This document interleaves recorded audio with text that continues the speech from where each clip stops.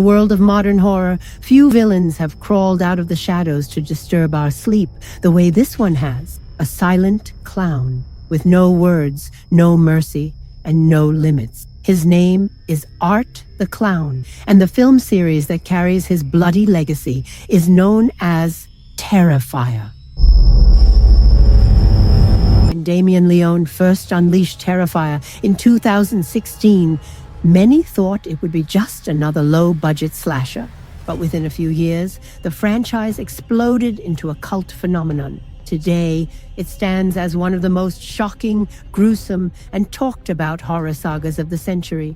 But what makes Terrifier different from the hundreds of other slasher films? Why has Art the Clown become a nightmare figure, even for die-hard horror fans? To answer that, we need to go back to where it all began. Art first appeared not in a full-length movie, but in short films by Leone, including The Ninth Circle and All Hallows' Eve.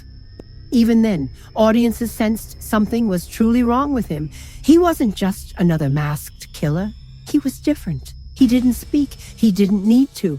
His twisted smile, his unpredictable movements, and his obsession with brutal creativity in murder made him unforgettable. The first Terrifier movie was simple, raw, and deeply disturbing. Set mostly in abandoned buildings and dark streets, it trapped viewers in a world where Art hunted his victims with sadistic glee.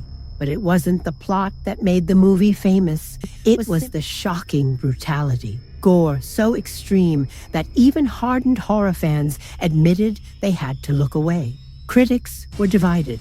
Some called it exploitative trash. Others declared it a new classic. One thing was certain. Art the Clown had arrived. Then came the sequel.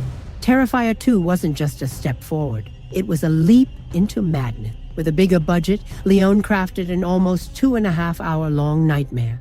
It introduced new characters, new layers of supernatural mystery around Art, and kill scenes that went viral for their extremity.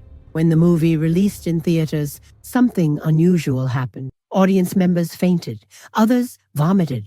Reports of people walking out in shock filled the news. And with that, Terrifier 2 cemented itself as not just a horror film, but a cultural event. What makes Terrifier different is not only the gore, but also the silence. Art the Clown never utters a word.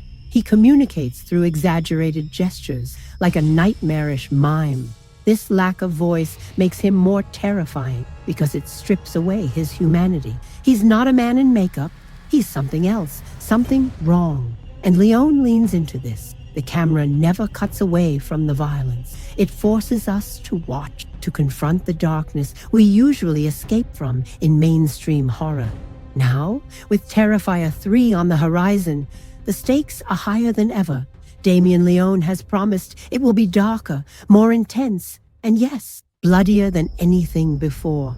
Horror fans are both excited and afraid. Can they handle what comes next? The Terrifier series is more than gore. It's a test of what we, as viewers, can endure.